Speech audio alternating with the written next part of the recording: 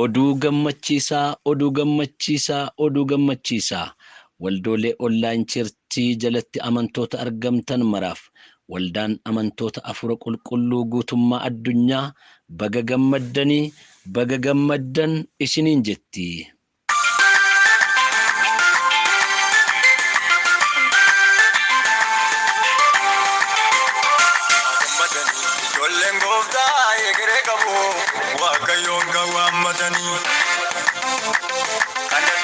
Fumna kanango ingamni yobina kennamni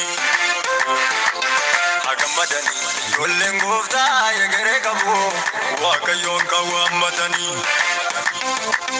kandadabani fumna kanango ingamni yobina kennamni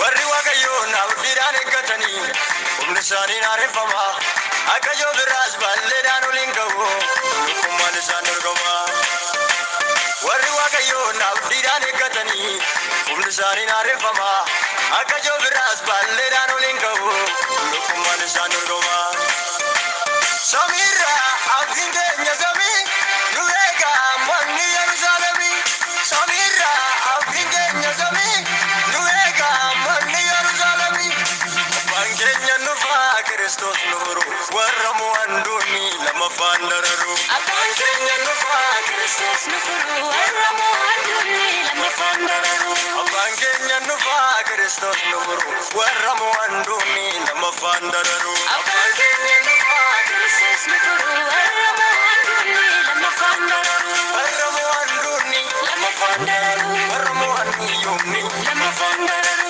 warramu angidirani lama fandararu warramu andleyoni lama fandararu. Egaa waldaan amantoota afura qulqulluu guutummaa addunyaa baga gammaddan isiniin jechaa yeroo ammaa kana akka lakkoofsa Itoophiyaatti guyyaa gaafa 28 ji'a 10 bara 2013 irratti akkasuma akka lakkoofsa Awurooppaatti guyyaa gaafa 5 ji'a 7 bara 2021 irratti guyyaa galateeffannaa qopheessitee waan jirtuuf amantoonni bakkaaf kallattii adda addaatti argamtan hundumti keessan irratti argamtanii hirmattoota eebba sagalee Waaqayyoo akka taatanii fi affeeramtaniittu.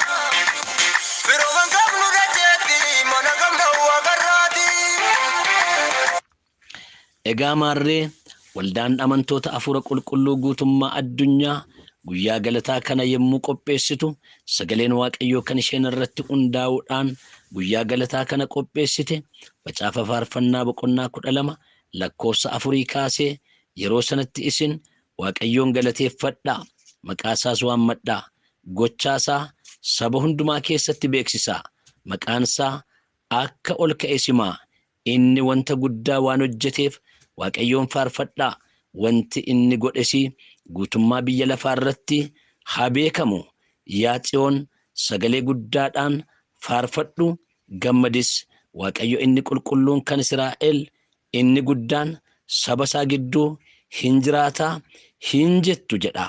Egaa nutis guddummaa isaa saba hundumaatti in beeksifna isatti hin gammannaa in faarfannas maqaa isaa ol hin qabna. Ameen.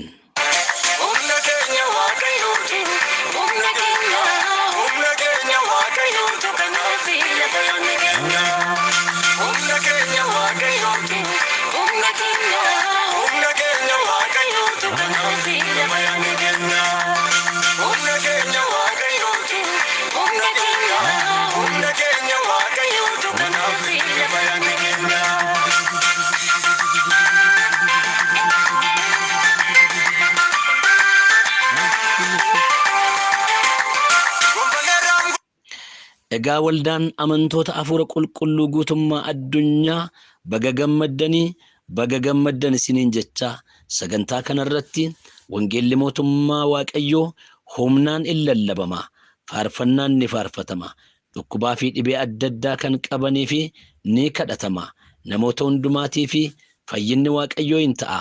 Kanaaf iyyuu hundumti keessan guyyaa galataa kanarratti argamtanii hirmattoota eebba sagalee Waaqayyoo akka taatanii fi affeeramtaniittu.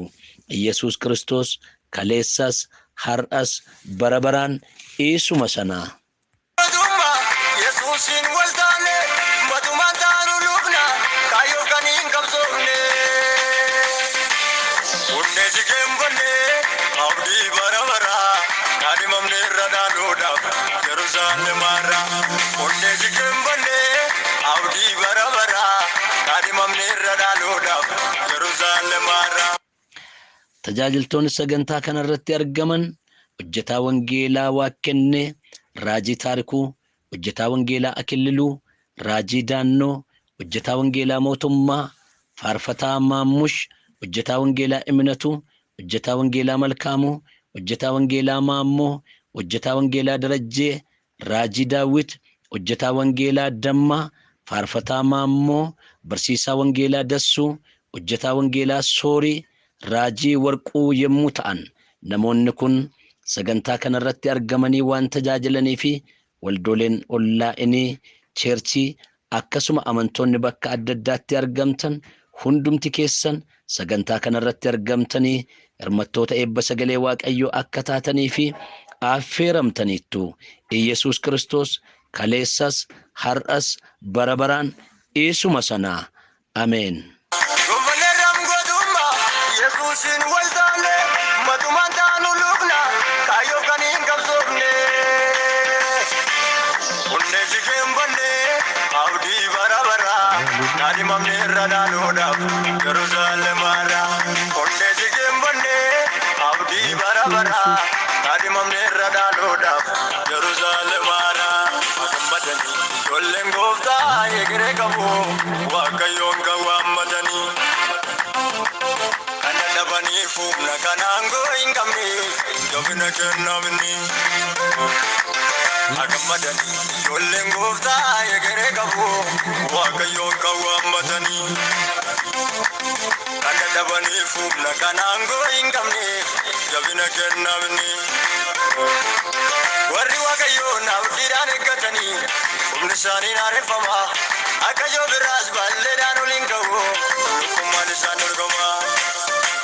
Warri Waaqayyoon abdiidhaan eeggatanii humni isaanii naareffama akka yoo biraas balleedhaan oliin qabu lukkummaan isaan dorgoma. Samiirra abdiin keenya samii nu eega manni Yerusaalemii. Samiirra abdiin keenya samii nu eega manni Yerusaalemii. Abbaan keenya nufaa Kiristoos nu furu warra mo'andoonni lamaffaan dararu. Abbaan keenya nufaa Kiristoos nu furu warra mo'andoonni lamaffaan dararu. Abbaan keenya nufaa Kiristoos nu furu warra mo'andoonni lamaffaan dararu.